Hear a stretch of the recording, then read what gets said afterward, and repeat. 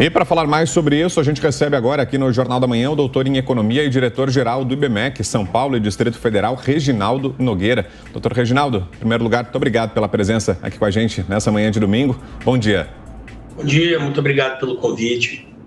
Como é que o senhor avalia, doutor, essas declarações do presidente do Banco Central, Roberto Campos Neto? É verdade que nós temos um processo de melhora da inflação.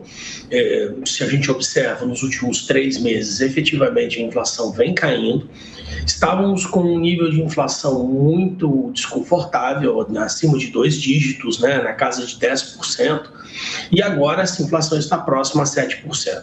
Essa queda, todavia, pelo próprio patamar dessa inflação na casa de 7%, ela continua desconfortável, ela continua muito alta, e é nessa direção que eu enxergo as declarações do presidente do Banco Central. Eu entendo que nós tivemos aí uma melhora, nesse sentido do processo inflacionário. Isso tem a ver, é verdade, com a queda do ICMS, com o corte do ICMS sobre os combustíveis. O combustível vinha subindo muito no período anterior, principalmente puxado ali pela situação geopolítica, na guerra russo-ucraniana e o efeito disso sobre o petróleo. O corte do ICMS, ele teve ali um efeito sobre essa redução, mas vai além disso, Essa redução ela também tem a ver com o fato de que a taxa de juros brasileira veio subindo. Precisamos lembrar que ali no momento do pico da pandemia, a taxa de juros brasileira era de 2% ao ano, ela agora é de 13,75%. Todo o planeta tem aumentado taxas de juros, porém o Banco Central brasileiro, capitaneado pelo próprio Campos Neto, iniciou esse processo antes de todos os outros, e eu acredito que isso também ajuda a explicar, de certa maneira, essa leve queda, essa melhora que temos visto no cenário, embora eu concorde que ainda não é o momento de cantar vitória. Vitória é quando a inflação estiver de volta ao patamar de 3,5%, que era o que nós tínhamos visto há alguns anos atrás. E o senhor acredita que qual deve ser o próximo cenário? A tendência pode ser de queda ou vai se estabilizar? Nós continuamos agora com tendência de queda da inflação. Então, com essa inflação atual, acumulada em 12 meses, nós estamos com 7,2% de inflação. Isso nos coloca, curiosamente, abaixo de várias economias desenvolvidas, porém, de novo, uma taxa de inflação muito alta.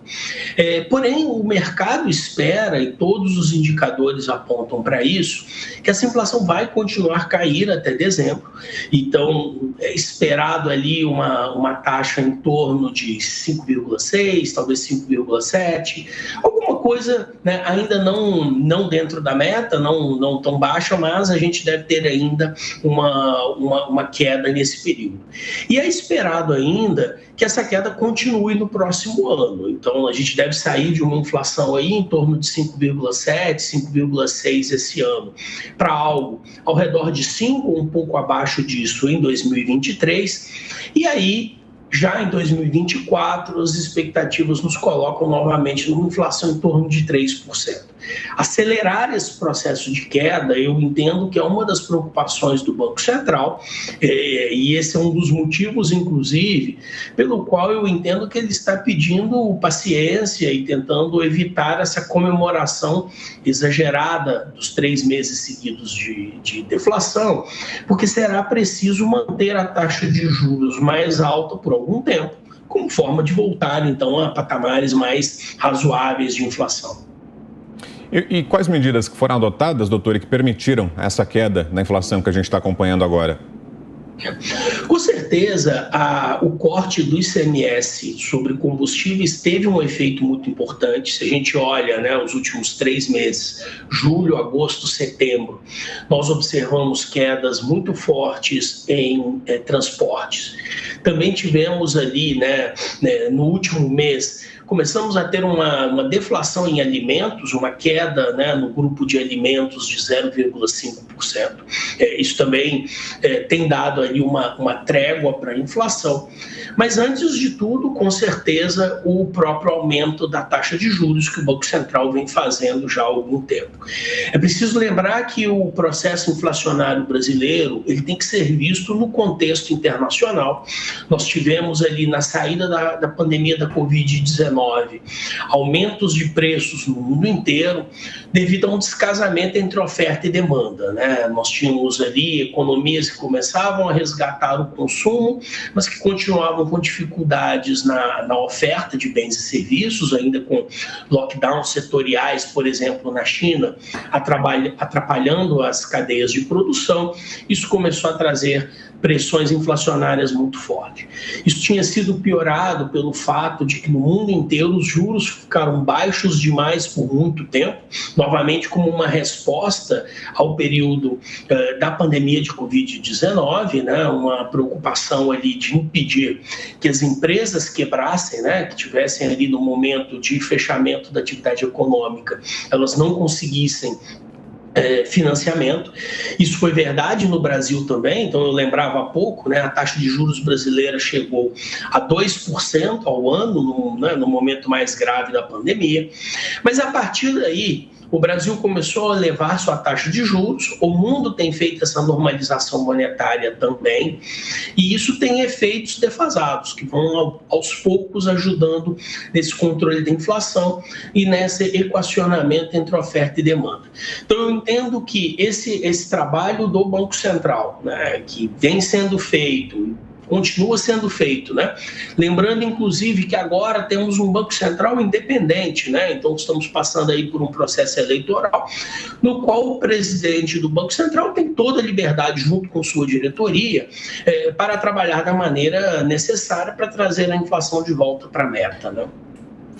Reginaldo, a gente fala dessas quedas aí da inflação que estão sendo recorrentes, mas quando que o consumidor vai sentir, de fato, no mercado, nas gôndolas, na feira, esses preços caindo nos alimentos, preço dos alimentos caindo? A grande dificuldade do ponto de vista, né, do consumidor e das famílias tem a ver com os reajustes salariais. Então, quando a inflação é muito alta, reajustes salariais são muito difíceis, né? É difícil que a gente consiga ter aumentos na casa de 10%, aumentos reais, né, quando a inflação estava tão alta. Então, a partir desse momento em que a inflação começa a retomar ao redor de 5%, abaixo disso, e com uma economia que esse ano deve crescer 3%, ano que vem um pouco mais de 1 e pouco, isso já começa a permitir reajustes salariais, né, e negociações trabalhistas que começam a recompor a capacidade de compra da população, né? Então, eu acredito que no ano que vem isso deva ser sentido de maneira mais forte. De certa maneira, a queda do desemprego que nós temos visto ao longo desse ano, isso já começa a trazer algum alívio para as pessoas, embora ainda, obviamente, não seja completo, né? Lembro sempre, a inflação vem caindo, mas ela continua na casa de 7%, que é bastante alta. Mas eu entendo que existe um cenário de recomposição, um cenário de melhora que vai sendo construído ao longo do tempo e que deve ser muito melhor a partir do próximo ano. Agora, doutor, comparando com outros países, a nossa situação parece mais confortável, né? A gente vê outros países como Estados Unidos, Alemanha, Reino Unido com inflação mais alta, em alguns casos até na casa dos 2 dígitos. Por que essa diferença? Porque a nossa inflação está bem menor do que a de outros países. A grande diferença tem a ver com o comportamento de energia e combustíveis, né? Se a gente pega a situação internacional, ela é muito afetada novamente pela guerra russo-ucraniana.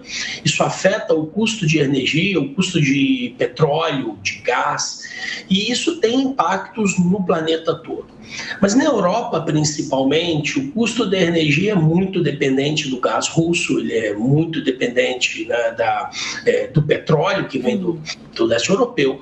Então, isso provoca aumentos de preço muito acentuados, né? Nos Estados Unidos, o mesmo fenômeno é observado. A própria matriz energética brasileira, nós temos aí uma certa capacidade de administrar a situação energética energética no Brasil. Além disso, né, como eu disse antes, a própria situação dos cortes de ICMS, que contrabalancearam o aumento do petróleo no mercado internacional, tem possibilitado uma situação de uma inflação um pouco mais moderada do que temos visto nos países, né, desenvolvidos, e com uma tendência de queda um pouco mais forte. Eu acho que agora, nesse momento, né, é fundamental o que vai acontecer com o preço das commodities nos próximos meses, o que vai acontecer com o preço do petróleo no mercado internacional, novamente o que vai acontecer com o preço de alimentos e commodities agrícolas, né? Volto a lembrar que no mês passado nós tivemos uma deflação de 0,5% sobre alimentação e bebidas no Brasil. Esse é um item que representa mais de 20% da cesta de, quase 20% da cesta de consumo da população brasileira, e são todos muito dependentes do mercado internacional, da situação internacional. Reginaldo, para a gente fechar a nossa entrevista, estamos em meio a este processo eleitoral e a gente sabe que política e economia andam juntas. Aí eu quero saber a opinião do senhor, quais devem ser os principais desafios no âmbito econômico, claro, para o ano que vem. Quais as principais medidas, reformas que são mais imediatas, na sua opinião? O mais fundamental no Brasil é acelerarmos os processos de reformas microeconômicas, né, que vão dar mais flexibilidade para o crescimento da economia e para o investimento privado. Nós tivemos aí alguns avanços nos últimos anos, mas ainda temos uma agenda extensa de privatizações que precisam ser feitas, uma agenda muito forte na área de concessões que nos ajude a melhorar a infraestrutura brasileira. Então, toda essa agenda de liberalização é fundamental. E, junto com isso, o trabalho constante de controle da dívida pública e do gasto público, né? O Brasil ele tem trabalhado ao longo dos anos com um esforço muito grande para estabilizar o endividamento público. Ele continua muito alto, né? Embora nós tenhamos avançado aí na situação do déficit primário, esse continua um desafio. Temos aí um teto dos gastos, né, uma PEC muito importante que foi aprovada ali ainda no governo Temer, que tem dado aí uma tranquilidade a investidores e nos ajudou, inclusive, né, nesse período todo, mas que tem sido aí muito colocada em debate durante a campanha. Eu acho que nós temos aí preocupações sobre como será a agenda fiscal dos próximos anos. Então, independente aí, né, de como será o processo eleitoral, o aprofundamento da agenda de liberalização da economia, privatizações, concessões e uma agenda muito forte de consolidação fiscal é absolutamente inescapável se nós quisermos que o nosso país volte a crescer de maneira acelerada. Muito bem, ouvimos aqui no Jornal da Manhã Reginaldo Nogueira, doutor em Economia, diretor-geral do IBMEC São Paulo e Distrito Federal. Obrigado mais uma vez, doutor, pela presença aqui com a gente. Um bom domingo.